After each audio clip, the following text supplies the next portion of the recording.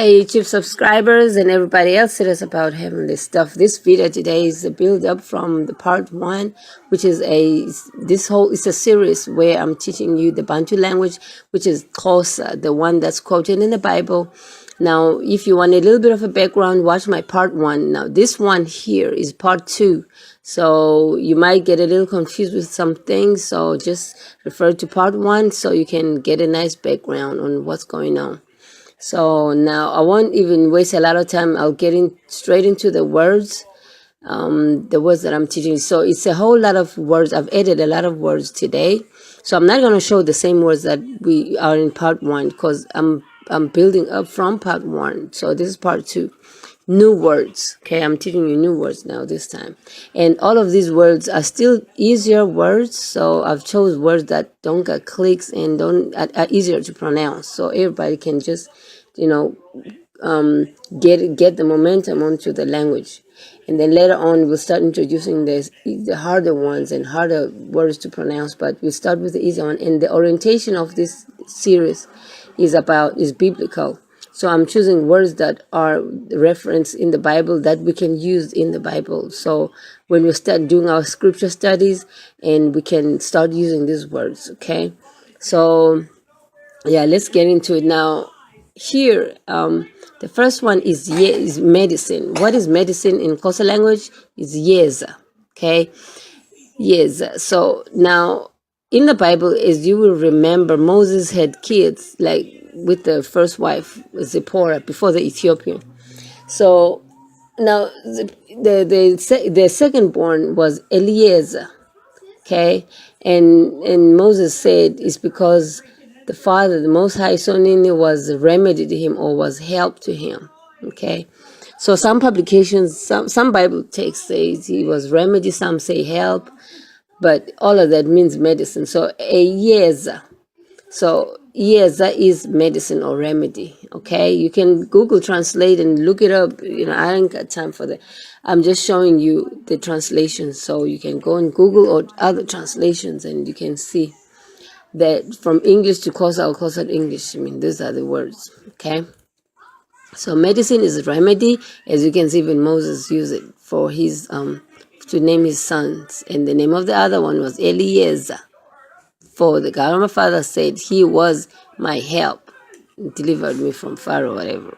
Okay, so all of these people are just speaking Xhosa, so that's why I'm just teaching you Xhosa now, so y'all can learn the same language the people in the Bible are speaking, especially the Savior and the Father was speaking the Xhosa language. So that's why I'm diving into it, so y'all can understand the language and know how to speak it. Keywords, mostly the most important keywords, okay, that you can start using. Okay, yes, and now let's go on to the next one. A shepherd is Melusi, okay, Melusi. You know how to pronounce it, okay? Shepherd is Melusi. Next one, circumcise. To circumcise somebody is to lusa, okay? I'm lusa this person. That means I'm circumcising this person, okay? Lusa. But then to get circumcised is to luka. I'm going, like let's say I was a boy getting to manhood. So I'm getting into circumcision. So I'm going to luka. I'm going to get circumcised. I'm going to luka. Okay. So that other person who's an elder, somebody who's in charge there, is going to lusa me. So I'm going to luka. All right. That's to get circumcised. As you know, Xhosa people are the nation known for circumcision. Okay, they are the people of circumcision. That's what everybody knows them for. And not even people that trying to be referencing the Bible, quoting Bible. No, they're just people in the streets talking about, that group of people who are circumcision people. I'm talking about 3 to 6 million. Xhosa people, there's a lot of them down there in the southern part of Africa. But then some of them are scattered everywhere. But you'll tell from the language that wherever they are in the world, they'll speak the dialect that talks to Xhosa language, okay? So now, circumcision is luka, okay? Circumcised is to get luka, okay? Now, how many times one led into circumcision? Now, as I told you now, in all the circumcision classes, there's always a leader there. A leader is called Ikankata. I didn't put that in there. but it's a leader. I didn't want to, put a whole lot of information in. I'm just put. So how many times that leader was a leader in circumcision school? Because circumcision school is only once a year. So all the kids that have turned 16, 17, that age group there, they get into circumcision. And it's usually done in June, around June, school holidays, somewhere there. Okay? So they go into circumcision classes, right? So, and then there's a leader there. That leader, he will keep. So now, when this leader, let's say sometimes they'll be retired. When they retire, they'll be talking about, oh, you know what? I got 10 silimela. Silimela, that means how many times he led the circumcision classes, circumcision school. Okay, so usually 2 to 3 weeks. Them kids, it's a whole ceremony. The kids who are 16 to 17-year-old, they gotta be taught. The elders go up, so they gotta leave their homes and go stay in a mountain for 2 to 3 weeks. And in that 2 to 3 weeks, no woman is allowed to go in there, and the only elder men go in there one by one to teach them about life, tell them what they should be doing, respect this and that. I mean, a whole lot of the African American, the young men need this circumcision school. I'm telling you, when I start speaking about it, everybody's interested. Why do we do this? I can't do this here, because you can't have a boma. A boma is the temporal dwelling that they live in the mountain or in the outskirts where they live at, in that 2 to 3 weeks where they're getting all this getting schooled about manhood and stuff. And it's a whole lot of information in it, but I'm just covering what is silimela. So silimela is the cycles. So how many times a person was a leader? There's no English word for silimela. So how many times one led in circumcision? It's called silimela. So if one is retired, if somebody was once a leader of a circumcision school, because there will be a number of circumcision schools happening, they're happening over the same period of time. So there'll be probably about 7 of them happening at the same time. So 10 kids go to that one, 5, it depends on how many they want to take in each school. So, but once a year, okay? So that leader be leading every year, okay? So that's a silimela. Be bragging out there, talking about, I got 10 silimelas, I got 7 silimelas. That means he's groomed boys to men 10 times, right? So, okay, that's what the silimela is, all right? There's even a Bantu month. I think it's June. It's called silimela, even itself. It's called month of silimela, right? So anyway. So king is called Ngosi, okay? King is Ngosi. Oh, yeah. So Ngosi, the king is called Ngosi. Now a small king, like a young guy who's the king, is called Nkosana, okay? Nkosana. So a big king is called Nkosi, but a young boy you'll be a young man, not just a boy, but he's been made a king already. It's called Nkosana, right? That's a young king or small king, right? Now, if you all remember, when the Savior was getting into, for the last time before now he was sacrificed, he was getting into Jerusalem in that in the ass or donkey. Some publications say ass, some say donkey. So he was riding a donkey, getting into Jerusalem, and a whole lot of crowd of people were singing, Hosanna. You remember John 12:13? Hosanna, Hosanna. The people who wrote the Bible don't really understand Xhosa language, but Hosanna, those people saying Gosana, Gosana, Nyanaka David, like son of David. So that's the song they were singing. I could research from the elders and then find this song, what exactly this song was saying. But I know that Hosanna is Gosana. They were saying Gosana, which means young king. Okay, that's what they were singing there when the Savior was getting into Jerusalem in that donkey, and they were having. It's not palm branches. They just grabbed branches. I know that's what in the villages be using. They call it a mama hlamvu, like branches. Okay, they use them to sweep the lawn, the front porch. They use them to sweep everything. So those branches. So they were sweeping the way of the Savior as he was walking. So That's in calling him Xhosa. Okay, Xhosa, son, Xhosa, right? That's a young king. Okay, let's move on. What's the next word? No, excuse me.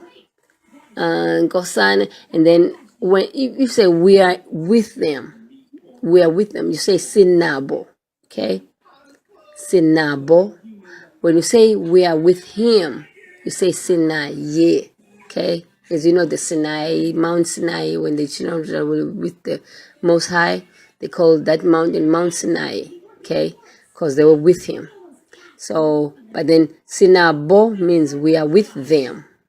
Okay, there's a lot of Sinati. That means we are with, like Sinati. Sinati, we are with us. Or Sinazo, we are with them, but another noun for a them. Okay, zo. A noun gotta start with a Z. You know, it's Xhosa is complicated, but I'll teach you the simple stuff. So, or Sina. Sina means with. Okay, then bo, Sina ye, Sina zo, Sina ti, Sina. You know, so that's what it is, right? A moon. Now going back up there. A moon is inyanga, nyanga. Okay. Here's another thing you must understand about the Xhosa language. Every noun gotta have an I in it. Okay, in the beginning. Okay. So if you say dog, you say I dog. If you say house, I house. Okay, you gotta have that I in the beginning. That's what these pagans copied. They talk about iPhone.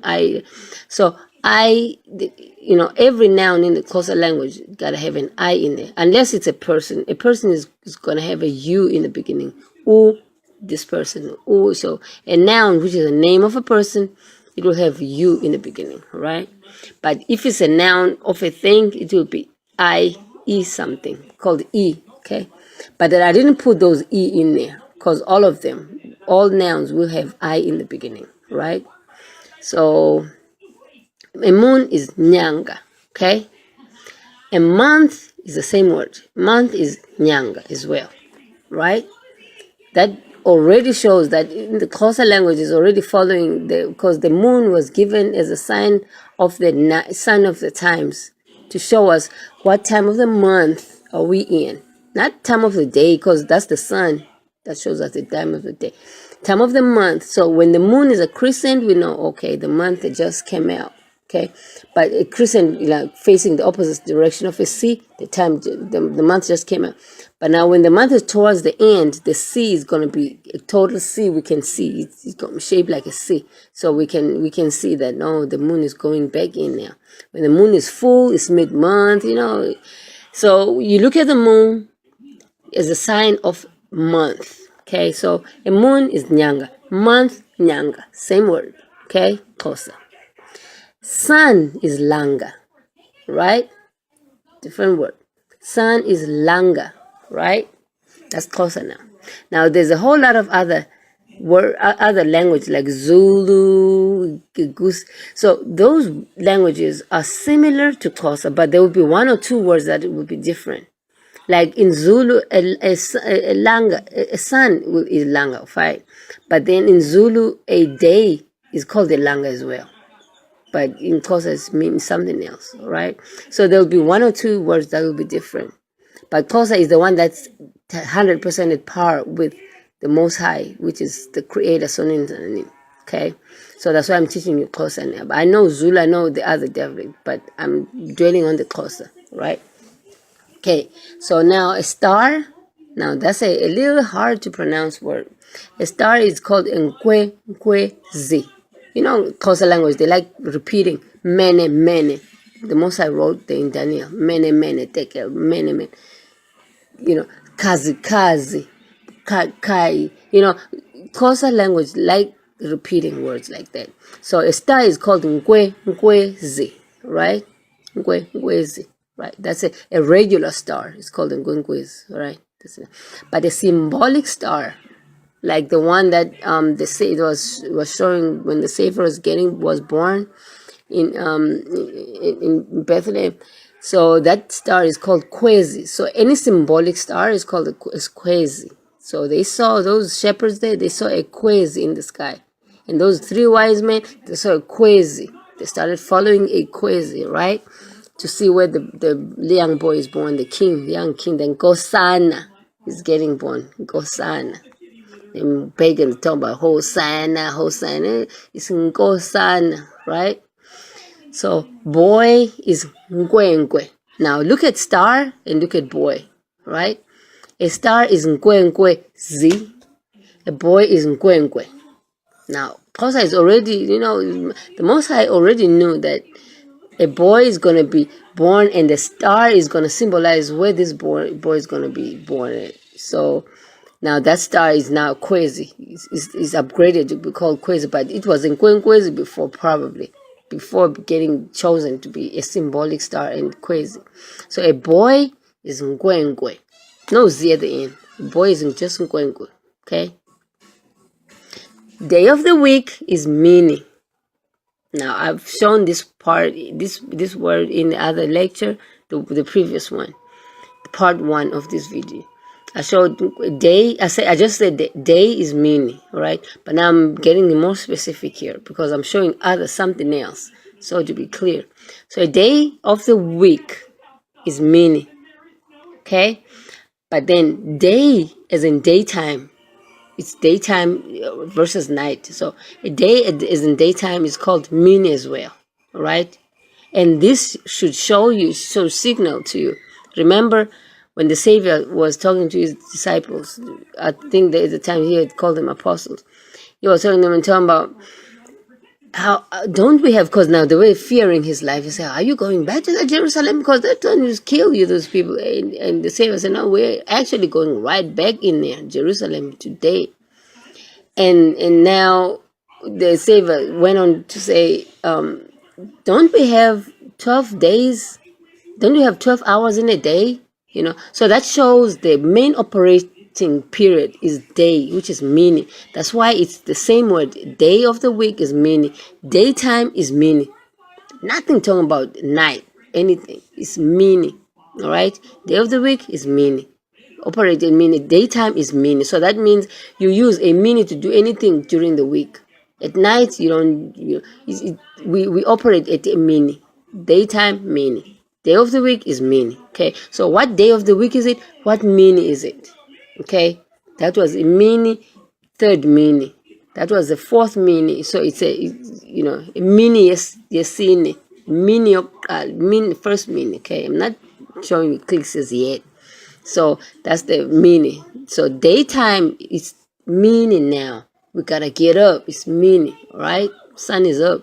That means it's daytime, right?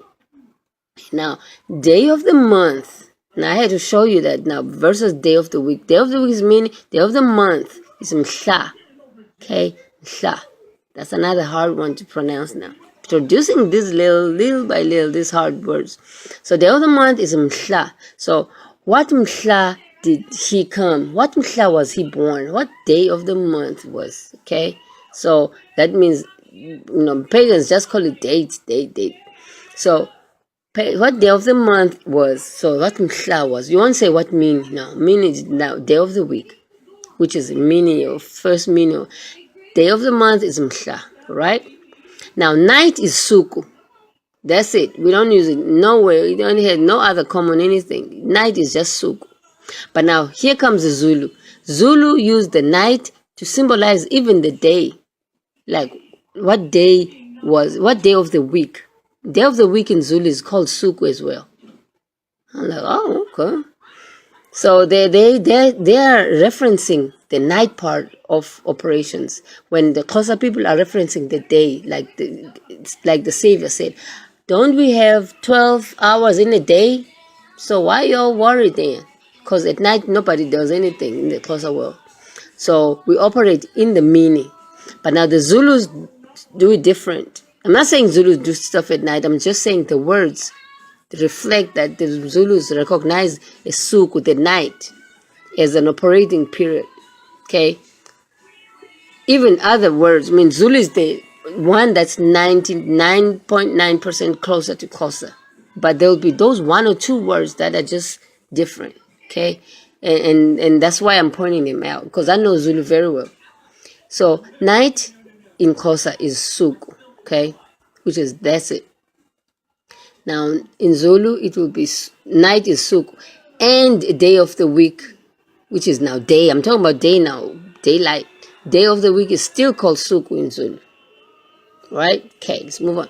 Now to sand is Tutuma, okay. To sand, this is close enough.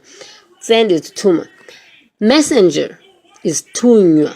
Now, because we are saying messenger is somebody who's been sent, a messenger is called Tunywa, right? Like in heaven, the angels, people, the pagans call them angels. Okay, not just angels. I mean, not the pagans. English, okay, because English is a pagan language, right? Whether people we speak it or not, but it's a pagan language. I use it for communication. I don't like it because I know the words are pagan words. And a whole lot of words are made up from pagan activities, glorifying all the pagan stuff. But anyway, for the sake of communication, we use it. Because I remember somebody in one of my videos asking, why are you speaking English? And I'm like, whatever. I have to communicate. If I speak Xhosa, who's going to understand what I'm saying? Okay, expect them Xhosa people or the other Bantu people who understand. So for the sake of communication, especially our brothers, Bantu brothers and sisters out here in the United States or England or somewhere else, they don't see. There's this 1111 annoying 1111 annoying. It keeps popping up. Okay, here's the time now. It says 11, and it stays on as 1111 the whole time. And I've been searching and say, what's this 11 about? Because it pops up everywhere. And somebody told me, no, it means it's the right time. It's the right time for everything. That I'm like, okay, I don't. And somebody said, no, it's because there's a light. You have to communicate. I say, my Father, the Most High Creator, don't need symbolism like 11 to communicate with me. But anyway, I know that 11 is these pagans trying to be listening in. They can listen and learn closer too. They know it. That devil probably knows it. Anyway, let's move on. So messenger is Tunywa. So in heaven, all those, the English calls them angels. They're called messengers. Okay, it's Tunywa. It's Tunywa, it's Zulu. It's Tunywa, it's Tunywa. So that means Tunywa, okay, which means heavens. They are messengers. And then heaven is called Zulu, right? Now, them Zulus are talking about, they are the heavenly people. Yeah, they could be. I mean, if there are people who came down from it. But now the concerning thing about that is the Savior said, no one has ever been to heaven except the one who came from heaven. And we know no human being came from heaven. Right? So that's a concern. You know, when somebody was writing to me, he was talking about, we Zulus, we're the heavenly people. We can even see the words saying Zulus means heaven. And I say I wouldn't be proud if I was a Zulu person. I would not be proud and talking about from heaven, because the only people who came from heaven are the ones that are from like the only people who are called heavenly are the ones that are from heaven, right? Zulu is their claim. But now the Savior said, no one came from heaven except the one who was born and raised in heaven. That's the only one who came down from heaven. But no one else has ever been in heaven and then came back down here, except the one which is him. Now we know how them pagan people do. There is this afterlife thing they call in heaven. No, heaven is up there. I mean, there's different levels. I'll show you where the Father's level is somewhere. It's called Nyangwen. It's a closer name for where the part of heaven where the Most High lives at. And then there's different other levels. I think from the third heaven, I think even Paul or Peter said he was caught up in the third heaven and stuff like that. So there's different levels in heaven, all right? So, but now I'm just talking about heaven, which is the Zulu one. So the heaven, in heaven now, there are a whole lot of pagan people in there in heaven. And they keep taking DNA from here on earthly beings and manufacturing people in that heaven of theirs and go under the earth to the labs. Because now up there, they can't have none of this stuff. Because up there, it's a different realm. It's invisible. So for them to manifest on earth, to come and walk on the surface of earth, they have to go under the earth to their labs, put something physical, then they bring it to the surface of the earth. Now I'm giving you a little background of my other researches. which I don't do videos about because I don't want to glorify the kingdom of darkness. But I read it. It comes across my researches, and then okay, this thing makes sense then now. So them people who are called Zulus, okay, heavenly, they shouldn't be proud of that, because the only people who are in heaven who come here on the surface of the earth are the ones manipulated by the Anunnaki mixed with the Greys, because now the Greys are the ones that are doing the technologies, and Anunnaki manipulate the DNAs. So they come up with different kinds of projects. They call them projects, the different kind of projects, incarnation, and get people eventually to the surface of the earth. So they make them up in heaven. Now, when I say heaven, not the heaven, I think that the most highest one is from the 4th, 5th, 6th, I think, up to 7th. And then down, from 3rd down, where Paul or Peter was caught up in. And that's where the devil's one probably is at. I just don't want to get into their details, but I know the heaven is split, right? So now, the Zulus mustn't be proud of that. That heaven, it means Zulu. Therefore, because they're called Zulu, they are the heavenly people. No. Especially at some point, I know when I was in the Xhosa land, the Zulus were the most worst enemies of the Xhosa people. They were killing them for no reason. They were called Inkatha. They were affiliated to a group called Inkatha. All Zulus were in that group. And then the Xhosas were under Mandela, ANC. So they were killing them. Like, for no reason. Xhosa people were just slaughtered by the Zulu people. And now, if I see them, Xhosa people, closer to the Savior and the Most High, as I can see, I mean, you can see in my videos, and them Zulus were persecuting them like that, and then they can't call them heavenly. So if I was a Zulu, I would just go to them Xhosa people and just be in their culture left and right, and forget about those differences in the past. Okay? But anyway, moving on, the Father's dwelling in heaven is called Nyangweni. Okay, Nyangweni. So that's probably the highest, because Sonini likes the highest stuff above everybody else. So it's probably the highest of the 7. So if the 7 levels in heaven, Nyangweni is probably the last one. There's no English word for it. Pagans, probably, the devil don't want people to know that there's a certain premium VIP up there in heaven that he don't have access to. Only the Sonini got access to. So the Father's dwelling in heaven in Xhosa is called Nyangweni. So people, when I hear the elders, when they be praying, oh, Bawo, Bawo, remember Bawo in the first lecture, in the first part 1 of this, I was showing you what Bawo means. So when they be praying, Bawo, or say Nyangweni, that means Bawo in the Father in the dwelling, that particular dwelling called Nyangweni, okay? Now, the word God, which is a title, which means sovereign, most high, that's the word God, right? In Xhosa, it's called Tiko. It's called Tiko, okay? So Tiko is now means most high or sovereign, or it's not a name, it's a title, okay? Gotta get it straight. The name is Sonin, okay? The title, which is now, means sovereign, was like Tiko, okay? Tiko. It's a little bit of a click in there, okay? But then there's the smaller gods. They're called Tiko, okay? Tiko, that's the smaller gods, right? Now, to reveal something that's been concealed is to Chila, okay? Chila, right? Now, I hope you're getting these words, because we use it in context in the scripture. So I'm picking those words. Those are all important words. Now, to get something revealed in you is to chilwa. Okay, now you already know. Remember that story, the Savior healing that man that was blind? And he said, he